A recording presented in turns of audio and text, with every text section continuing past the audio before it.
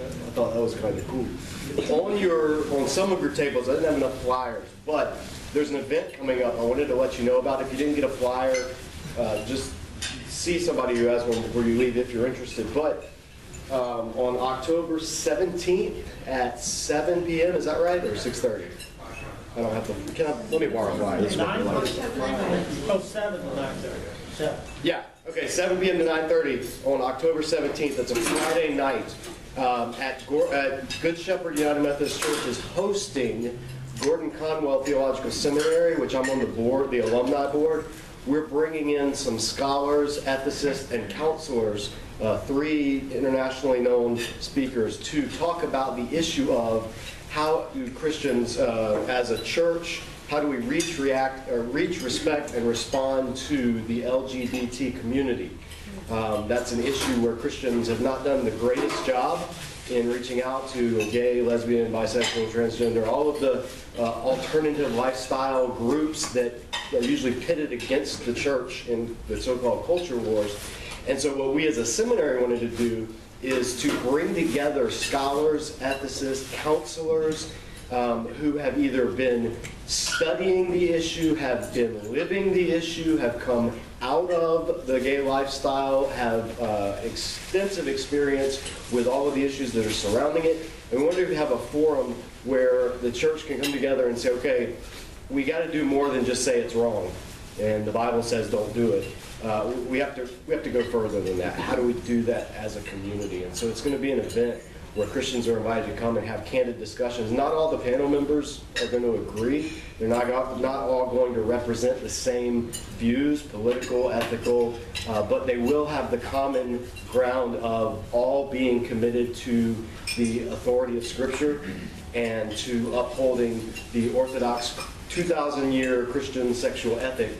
But what does that look like in actual practice? And so it's going to be a lively discussion. Here are the flyers. If you want more, I'm going to create an event page on Facebook today. In fact, as soon as we get done here, I'm going to go do that. And so follow the, if you haven't already liked, if you're on Facebook and you haven't liked Disciple Dojo's Facebook page, do that. Facebook.com/Disciple Dojo, all one word. And the event page will be up there on that as well. So I'll leave some of these here. And we will now get back into Genesis. We did almost all of chapter 41 last week, and so we are in the last part of chapter 41 through chapter 42 today. Joseph, who we've been following, is in Egypt. Last chapter, how did it end? We ended at verse 45 of chapter 41. What was the last thing that happened? It's right there on the page too, so you don't have to guess. Joseph got elevated to second in command. Yep. And? In Egypt. And he was going to be in charge of storing the food. What else? He got married. He got married, yeah. And a wife. Yeah. Married a pagan Egyptian priestess daughter. So that's interesting. We don't usually think of that when we think of the tribes of Israel and where they come from. But here we talked a little bit last week about how God is going to continue building the people of Israel, the seed of Abraham, and he's actually going to incorporate other peoples into it through marriage and through covenant faith, which is always the case in the Old Testament. We mentioned, I think I've mentioned it before, but it's worth repeating because it's just such an urban legend. The Bible never, ever, ever, ever, anywhere speaks negatively of interracial marriage or intertribal marriage. What it does speak negatively of is interreligious marriage, where you marry someone and bring their gods or their goddesses along with them and have this amalgamated form of religion, which the Israelites themselves would quickly do once they got into the Promised Land, unfortunately. But Joseph, he got married, he got a wife. Verse 46, Joseph was 30 years old when he entered the service of Pharaoh, king of Egypt. Joseph went out from Pharaoh's presence and traveled throughout Egypt. During the 7 years of abundance, the land produced plentifully. Joseph collected all the food produced in those 7 years of abundance in Egypt and stored it in the cities. In each city, he put the food grown in the fields surrounding it. Joseph stored up huge quantities of grain like the sand of the sea. It was so much that he stopped keeping record because it was beyond measure. Now, those are two phrases I want to just touch on briefly, or I want you to note briefly, because this chapter is the best chapter of all of the Bible for bringing home the fact that in the Bible, all doesn't always mean all, and taking something literally misses the thrust of it sometimes. This is important because in other parts of the Bible, there will be questions about, do we read this literally, do we read it figuratively? The biblical authors, in this case the author of Genesis, whether it's Moses, whether it's a later redactor, whatever you end up on that question, the biblical author of the book of Genesis is comfortable using figures of speech. He's comfortable using hyperbole, which is stating something in an exaggerated manner. And he does it without explaining it. He does it all throughout, but this is a great example. The grain was like the sand of the seashore, right? If you've looked at a beach and you've seen all the sand there, is it saying that there was that much grain in Egypt? No. It's a figure of speech. It means that it was beyond counting. Beyond measure is what it says. Could you literally have measured it? Sure, if you had long enough and wanted to. But it's a figure of speech. The reason I'm harping on this is because as a Bible teacher, I come across a lot of times people that have questions about passages in the Bible, and many times those questions revolve around them pressing for literalism a passage that uses a figure of speech. Or you go on websites that do, like there's one, I don't know how many they've gotten up to now, I think I've heard 800 contradictions in the Bible, and they'll usually list, well, this verse says this, but this verse says this. And this would be an example of one. This verse is unscientific. It says that the grain was like the sand of the seashore, but they didn't know that the world was as big as it is, and the sand along the seashore was as much, and blah, blah, blah. Well, that's all nonsense. That all comes from taking figures of speech too literally. And you end up missing what's the clear teaching of the passage, which is not the literal meaning of the passage. Does that make sense? We've got to get away from this as Christians, the false dichotomy of do you take the Bible literally or not? Well, which part and at what passage? It's like asking, do you take the library downtown literally? Well, depending on what section I'm in, right? If I'm in the poetry or the children's book section, I may not take it as literally as if I'm in the reference and the history section. Well, the Bible's a library. It's an ancient library, and it's the same thing. So we want to read it as it is. And Joseph is historical, yes, but it's historical narrative. It's not historical chronology or a newspaper report today. So he uses figures of speech. He uses dyschronologization, as we saw a couple of weeks ago, in telling one event and then jumping back in time, telling another. All of these are normal features of biblical Hebrew narratives. So I just want to emphasize that, so that you all are aware of it, and hopefully you already are after having been in Genesis for a year now. We've seen how it works, we've seen how it flows, we've seen that it's a lot like modern storytelling in some ways, but it's also different in other ways. So in this case, there's a lot of hyperbole in this chapter, like sand of the seashore. Where have you heard that phrase before? Abraham's descendants. Yeah, I'll make your descendants like the sand of the seashore. Go look up, count the stars if you're able. So will your descendants be. These are figures of speech to say that your descendants will be abundant. Well, here, this is literally tied into that promise, because what the whole book of Genesis has been emphasizing, the seed of Abraham, the seed will be abundant, will be numerous, will be expansive. And in this case here, literally, there's this expansive abundance of literal seed and grain. So this is an image that ties into the overall theme of the book of Genesis, and it's happening under the oversight of who? The seed of Abraham, Joseph. So there's a lot going on here. It's literarily structured. It's rich. This is considered one of the greatest sections of historical narrative in world history, because it's one of the oldest, and the Joseph account, it's sometimes scholars call it the Joseph novel, because it reads like a novel, an ancient story that tells of this saga of Joseph. And it's done very well with a lot of literary nuance. So verse 50, before the years of famine came, during this time of plenty, 2 sons were born to Joseph by Asenath, daughter of Potiphar, priest of On. Joseph named his firstborn Manasseh, and said, it's because God has made me forget all of my trouble and all my father's household. Manasseh, it sounds like the Hebrew verb to forget. So he names him after that because he's forgetting all of his hardship, all of the suffering that he's going through. The second son he named Ephraim. and said, it's because God has made me fruitful in the land of my suffering. And the literal word Ephraim means two fruits. And this is the second of his two fruits, his two offspring. So there's a wordplay there, but he's also saying how God has made him abundant. Not just the land of Egypt's been made abundant, but now Joseph has a family. He has children. One of the highest honors in all of the Old Testament. And so he names his children, and that way he's forgetting his past, and he's counting the blessings, and he's expected, or he's celebrating the blessings that God's given him for the future. The 7 years of abundance in Egypt came to an end, and the 7 years of famine began, just as Joseph had said. There was famine in all the other lands. And that could be translated as all the other, or the whole world. It's the same word in Hebrew. Land and earth and world are the same word. But in the whole land of Egypt, there was food. When all Egypt began to feel famine, the people cried to Pharaoh for food. Then Pharaoh told all the Egyptians, go to Joseph and do what he tells you. You see the all emphasis there? If you're a highlighter, you can highlight all. It's literally, all of Egypt needed food now. Really? Did Pharaoh? He was probably still eating well. Did the rich? Did his officials? No. All of Egypt just means, in general, there was a famine in the land. I'm emphasizing that because it's, again, showing this concept in the Bible. All doesn't always mean all. Look at the next verse. Verse 56. When the famine had spread over the whole country, or over all the land, Joseph opened the storehouses and sold grain to the Egyptians, for the famine was severe throughout Egypt. And all the countries came to Egypt to buy grain from Joseph because the famine was severe in all the world. Again, were the Eskimos affected by this famine?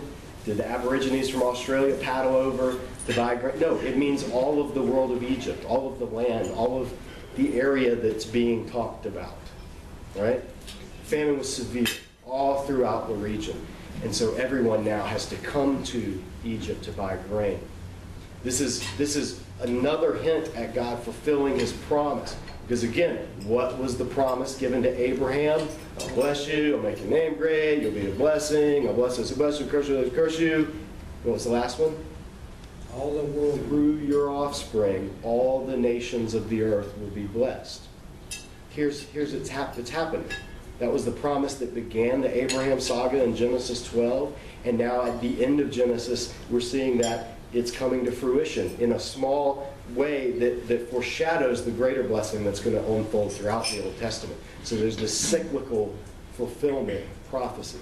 This is the author's way of saying, all the world, all the nations are being blessed by the seed of Abraham. They're coming to the seed of Abraham to buy literal seed. So it's happening. It's beginning to happen. This is the in seed form, in nascent form, what's going to happen throughout the rest of the Bible. So now, chapter 42, we get to, okay, where's this all headed? Well, when Jacob learned that there was grain in Egypt, who's Jacob? Joseph's Dad. Yeah, Joseph's dad. We're back to his family now, the family that he had just said, I'm going to name my son Manasseh because I've forgotten all my suffering and I've forgotten all that. Well, God hasn't forgotten it. And what was Jacob's dreams when he was a young child? That the stars, the grains would bow down and the stars would bow. The dreams that his family would one day come bow down to him. Those hadn't been fulfilled yet. So the author is saying, we're not done yet. It's not, and Joseph lived happily ever after. Because there's the whole other part of the seed of Abraham that's still unaccounted for. When Jacob learned that there was grain in Egypt, he said to his sons, why do you just keep looking at each other? This is kind of funny. He continued, I've heard that there's grain in Egypt. Go down there and buy some for us so that we may live and not die. Then 10 of Joseph's brothers went down to buy grain from Egypt. But Jacob did not send Benjamin, Joseph's brother, with the others, because he was afraid that harm might come to him. So Israel's sons were among those who went to buy grain, for the famine was in the land of Canaan also. So he sends 10 of the brothers, not Benjamin. And who is Benjamin in relationship to Joseph? His full brother, his only real brother. Joseph and Benjamin's mom was who? Rachel, the favored wife, the one who Jacob loved more than anyone. She died. Joseph, the favored son, for all Jacob knows, is dead. So there's no way he's going to give the last remnant of his favorite, his original core family is symbolized in Benjamin. There's no way he's going to send him. So he sends all of Joseph's half brothers. How old will he be at this point, do you think? Joseph? Benjamin younger than Joseph, so 20s, late teens, 20s, somewhere in there. Joseph's 30 at this time. Verse 6. Now Joseph was governor of the land, the one who sold grain to all his people. So when Joseph's brothers arrived, they what? Bowed down to him with their faces to the ground. Immediately you think back to Joseph's dream, back when he was just a bratty kid, and saying, hey guys, I had this dream, and you all bowed down to me, basically. Well, it's happening here. As soon as Joseph saw his brothers, he recognized them, but he pretended to be a stranger and spoke harshly to them, which is understandable. I mean, this is the first time he's even heard or seen or known of them in, since he was 17, now he's 30. So in, 13 years or 12 years or whatever, it's understandable that we don't know his mindset yet. We know the outcome of the story, so we kind of picture Joseph as the nice, loving, forgiving brother who's going to teach him a lesson. But at this point, he could just be the really, really ticked off brother who's now in a position to do something about the people who threw him into a pit and then sold him as a slave. All right? So we can't understand. This is not just a sibling squabble, unless your sibling has thrown you into a pit and sold you as a slave, which I guarantee none of you in here have experienced that. If you have, talk to me. I want your testimony. As soon as Joseph saw his brothers and recognized them, where do you come from? He asked. From the land of Canaan, they replied, to buy food. Although Joseph recognized his brothers, they did not recognize him. Why not? They thought he was dead. Yeah, he doesn't look anything. Remember, they're Canaanites. They're Hebrews. They're furry and hairy and out in the fields. He's a smooth-skinned metrosexual Egyptian ruler. He's manicured, he's got eyeliner, he's shaved, completely hairless. That's how the Egyptians rolled. They were the pretty boys of the day. So he's not recognized at all. He looks totally different than he would have looked when they last saw him. And they would never, ever suspect that he would be the second most powerful man in all of Egypt. That's unthinkable in their minds. So it's not even an option. They weren't going down to Egypt going, I wonder if we'll see Joseph. He was sold to Midianites. He could have been anywhere from Assyria all the way down to the Saudi Peninsula. They didn't know anything about him. So then he remembered his dreams about them, and he said, you are spies. You've come to see where our land is unprotected, which wasn't unheard of. People did that in Egypt a lot. They'd send people to kind of scout out the land before an attack. No, my lord, they answered. Your servants have come to buy food. We're all sons of one man. Your servants are honest men. Not really. Not spies. No, he said to them, you've come to see where our land is unprotected. But they replied, your servants were 12 brothers, the sons of one man who lives in the land of Canaan. The youngest is now with our father, and one is no more. Which is some irony, because they're talking to him, so he is definitely one more. Joseph said to them, it's just as I told you, you're spies. So this is how you'll be tested. As surely as Pharaoh lives, you'll not leave this place unless your youngest brother comes here. Send one of your number to get your brother. The rest of you will be kept in prison, so your words may be tested to see if you're telling the truth. If you're not, then as surely as Pharaoh lives, you are spies. You put them all in custody for 3 days. So he makes a big deal about this. Okay, we're going to see how truthful you are. You said you have a younger brother? Bring him to me. All right? Now, from their perspective, this is a test and to see if they're telling the truth. From Joseph's perspective, this is a chance to be reunited with his only living brother, full brother. And so there's two purposes for this. So he says, I'm going to keep you all here. One of you can go home, bring him back, and then maybe we'll talk about buying some grain. But after he lets him stew for 3 days, he softens a little bit. And you can see that. He says, on the third day, Joseph said to them, do this and you'll live, for I fear God. If you're honest men, let one of your brothers stay here in prison while the rest of you go and take grain back to your starving households. But you must bring your youngest brother to me so that your words may be verified. He's changing. He softens it. Okay, just one of you will have to stay here. Now, likely, there's a number of reasons, but one of the main ones is Joseph probably realizes, you know, I don't want, my family's starving in the other land, and I want them to have food. I mean, I'm teaching them a lesson, but there's a whole household back there that needs to be taken care of. So he's going to send back the majority of them so they can take the grain and so that his family can be spared. And we see his heart in this coming out. He's protecting. They said to one another, they said to one another, surely we're being punished for our brother. We saw how distressed he was when he pleaded with us for his life.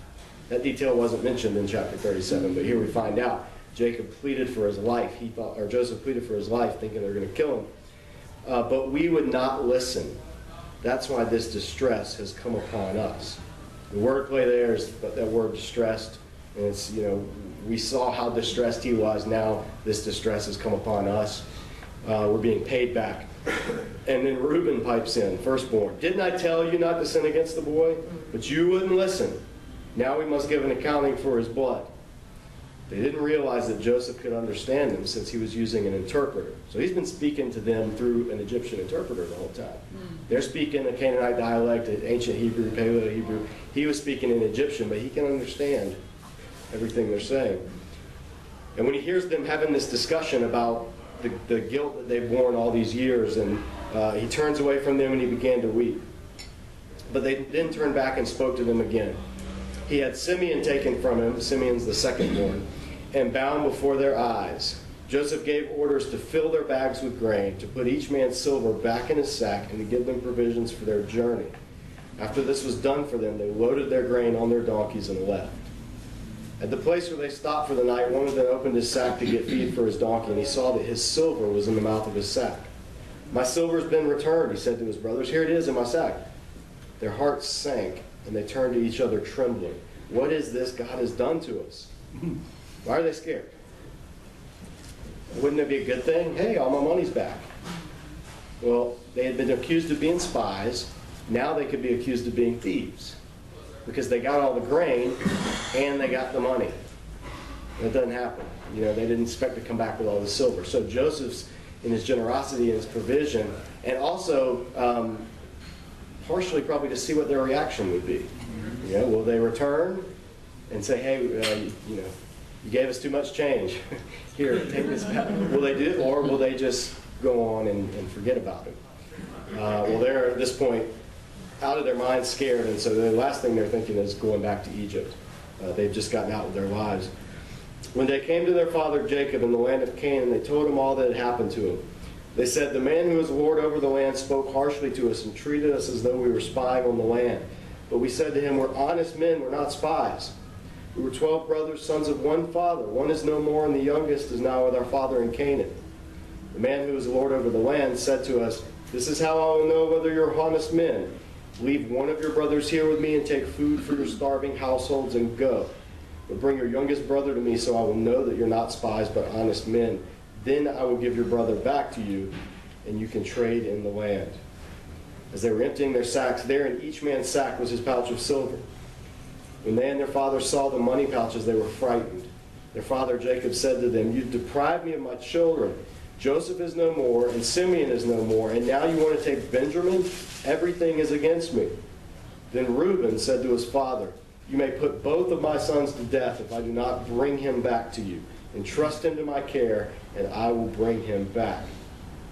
So Reuben, the firstborn, who's still, we see, doing what he can to get back in the family's graces. A few chapters ago, he had slept with his dad's other wife, a concubine, which was an act of usurpation, an act of taking authority over the clan.